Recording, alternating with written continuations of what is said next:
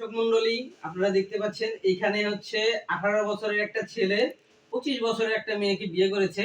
So আজকে আমরা আপনাদের মাঝে হাজির হয়েছি এই দম্পত্যকে নিয়ে।